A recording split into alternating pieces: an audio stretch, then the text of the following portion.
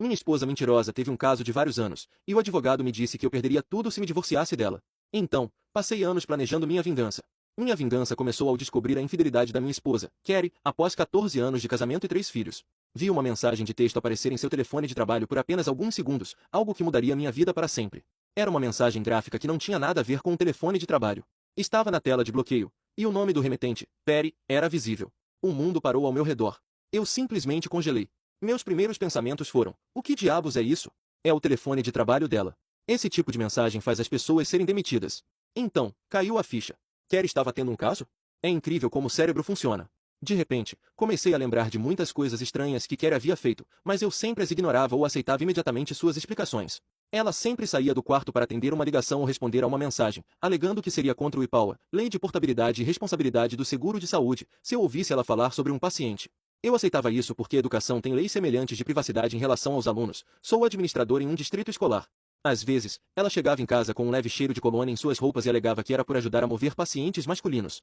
Novamente, eu aceitava isso, mas sempre achei estranho como parecia ter o mesmo cheiro de colônia. Uma vez que a porta do celeiro foi aberta, comecei a perceber muitas coisas que havia perdido antes. Nossa vida amorosa no quarto tinha esfriado consideravelmente, o que não ajudou pelo fato dela ter que sair de casa em horários estranhos para cobrir o turno de outras enfermeiras que ligavam dizendo que estavam doentes. Também me lembrei de onde tinha visto o nome Perry antes e uma ligação para o hospital confirmou que ele era um médico lá.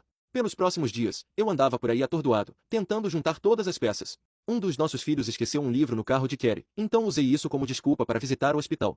Meu filho foi buscar a chave do carro de Carrie, eu conversei com uma enfermeira no saguão e brinquei sobre como os telefones de trabalho parecem ser uma bênção, mas tudo o que eles fazem é colocar você de plantão 24 horas por dia. Isso levou ela eventualmente me contar que o hospital era muito mesquinho para dar celulares para as enfermeiras, então apenas os executivos de alto nível os recebiam, o que não incluía Carrie.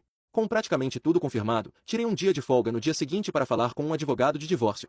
As notícias que ela me deu foram horríveis. Vivíamos em um estado de comunhão de bens com divórcio sem culpa. Eu ganhava mais dinheiro do que Carrie, ela tinha sido a principal cuidadora das crianças, estávamos casados há mais de 10 anos. Basicamente, se eu pedisse o divórcio, estaria ferrado. Perderia a casa, pagaria pensão alimentícia, ela ficaria com uma grande parte da minha aposentadoria, e eu pagaria pensão alimentícia pelos próximos 10 anos, a menos que tivesse a sorte de ser concedida a custódia conjunta. A pior coisa que ela me disse foi que não importava que ela tivesse traído. Não importava. Eu fiquei arrasado. Havia apenas uma pessoa em quem eu podia confiar com esse tipo de informação. Ela era uma colega professora que também tinha se tornado administradora, mas estava presa em uma escola. Vamos chamá-la de Anne. Ela tinha se casado aos 19 anos, mas seu casamento foi anulado quando o marido engravidou outra mulher. Desde então, ela se concentrou em sua carreira, e descobrimos que tínhamos muitas afinidades em relação à educação K12. Eu falei com Anne. Ela disse algo que mudou completamente minha mentalidade. Se você não gosta das cartas que recebeu, troque o baralho. Percebi que tinha dois problemas. Eu ganhava mais dinheiro do que Carrie e ela tinha mais tempo do que eu para ser a principal cuidadora das crianças. A segunda questão era realmente fácil. Em todos os escritórios do distrito, há empregos que são atalhos para cargos mais altos e empregos que os administradores suportam. Uma dessas posições regulatórias sem saída estava aberta novamente. Sentei-me com o superintendente do nosso distrito e perguntei sobre ser transferido para aquela posição. No início, ele ficou chocado, mas eu disse a ele que era minha vez de fazer um sacrifício pela equipe e que isso preencheria uma lacuna na minha experiência administrativa. Ele concordou. Era basicamente fazer cálculos sem interação de pessoal ou alunos, então eu podia definir meu horário, até levar um laptop para casa e trabalhar lá. Com meu novo tempo livre, comecei a levar as crianças para a escola, buscá-las na escola e levá-las para casa. Eu as ajudava com a lição de casa, fazia jantar, etc. Embora o objetivo final fosse me tornar o principal cuidador, não consigo explicar o quanto eu realmente gostava de assumir um papel mais ativo em suas vidas cotidianas. Meu salário não tinha sido reduzido, então precisava encontrar uma maneira de fazer com que Carrie ganhasse muito mais dinheiro do que ela ganhava em sua posição atual de enfermeira.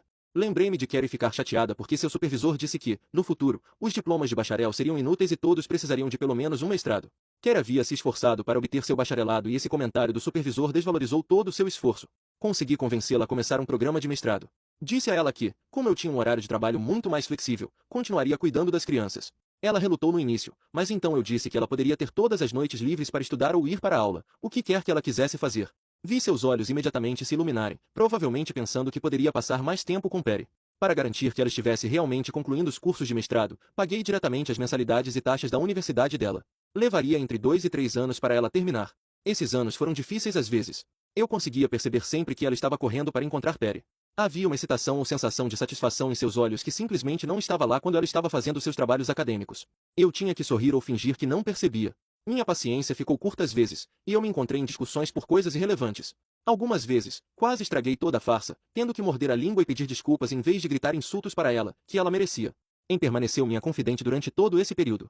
Eu a recomendei para minha posição anterior de rápido crescimento, e ela se juntou a mim no escritório do distrito. Era qualificada, trabalhadora, ambiciosa e só precisava de uma chance para impressionar os superiores. Até ganhei alguns tapinhas nas costas por recomendá-la depois que ela impressionou a todos. E eu começamos nosso próprio caso. Não era um romance apaixonado e ardente, mas dois amigos dando um ao outro o que precisavam. Sem Em, eu não teria sido capaz de manter a farsa de ser o corno ignorante. Quando Carrie voltava para casa sorrindo depois de passar tempo com Perry, eu conseguia suportar, sorrindo de volta porque tinha minha própria amante. Depois de 3 anos e meio, Carrie completou seu mestrado e foi promovida em seu hospital. Seu salário subiu substancialmente e agora era mais alto que o meu. Quando fizemos um jantar de parabéns para ela e as crianças, fiz uma piada sobre ela ser a provedora da família, e ela riu, brincando que eu deveria ser um pai que fica em casa agora. Um mês depois, voltei ao advogado e disse a ela que a situação financeira havia mudado drasticamente. Com esses novos fatos, ela redigiu a petição e a apresentou. Quando as crianças estavam com minha mãe, mandei servir Carrie. O policial bateu na nossa porta da frente, e eu o deixei entrar, apontando para minha esposa. Ele perguntou o nome dela e depois entregou a ela uma cópia da petição de divórcio. Com o policial ali parado, eu disse a Carrie que sabia de tudo sobre o caso dela com Perry. Eu disse a ela para ser feliz com seu amante médico. Ela gritou comigo, tentou mentir e depois cometeu o erro de correr em minha direção. O policial a parou e advertiu que as mulheres vão para a cadeia por violência doméstica também. Ele sugeriu que ela fizesse uma mala para ficar em outro lugar. Carrie saiu depois que prometi não contar às crianças sobre o caso dela. Eu não contei às crianças. Mas contei à minha mãe, que contou à minha irmã, que contou aos filhos dela, que contaram aos primos, meus filhos. Levou alguns dias, mas eventualmente as crianças souberam que o papai estava se divorciando da mamãe porque ela tinha um namorado. No final, o tribunal concedeu o divórcio, me dando a custódia primária das nossas crianças, porque eu já era o principal cuidador delas. Mantive a casa com a promessa de refinanciar para comprar a metade de Carrie. Ela foi ordenada a pagar pensão alimentícia, e usei esse fato para negociar com ela a renúncia a quaisquer direitos sobre minha aposentadoria se eu a comprasse. Consegui refinanciar minha casa e, com um pouco de dinheiro emprestado dos meus pais, comprei a parte de Carrie na casa e na minha aposentadoria. O dia em que ela assinou todos os documentos com meu advogado, encerrando finalmente qualquer possível obrigação financeira com ela, foi o dia mais feliz que já tive. Senti que finalmente podia respirar. Celebrei com Em, que tinha sido meu pilar durante todo esse tempo. Não tenho vergonha de dizer que, ao longo dos anos, chorei muitas vezes em seus braços. Em e eu eventualmente nos casamos. Ela foi promovida a um cargo mais alto, e eu fui convencido a retomar meu cargo anterior no distrito quando meu filho mais novo entrou no ensino médio. Carrie e eu nos damos bem depois do divórcio. Levamos as crianças para a terapia familiar e resolvemos essa coparentalidade. Por alguns meses, ela ouviu críticas das crianças sobre por que precisava de um namorado quando o papai estava lá o tempo todo. Entre as crianças e o terapeuta repreendendo, eu não precisei dizer nada. Carrie perdeu muito tempo com as crianças devido à sua agenda de trabalho agora legitimamente ocupada, e eu até me senti mal porque meus filhos estavam perdendo tempo com a mãe deles, então os incentivei a falar com ela pelo telefone em vez disso. Quando Carrie descobriu que eu tinha proposto casamento a E, ela me parabenizou. Eu disse a ela que está tudo bem ela se casar com Perry também. Ela ficou triste. Ela me disse que Perry começou a ver outra mulher, uma enfermeira mais jovem no hospital, porque, com sua nova posição, ela não tinha tempo para ele. Quando se encontravam, ela não era mais divertida. Minha ex-mulher, a mulher que me traiu e destruiu nosso casamento, estava procurando por mim por simpatia. Eu não tinha nenhuma para dar. O que eu tinha eram anos de raiva e frustração. Anos sabendo que outro homem estava dormindo com minha esposa. Eu perdi peso por não conseguir comer, sofri de hipertensão e tive que confiar no meu médico para explicar que não era o estresse do meu trabalho. Eu tive que ouvir meu dentista reclamar sobre como eu estava rangendo os dentes e ouvi-lo dizer que eu precisaria de implantes dentários se isso continuasse.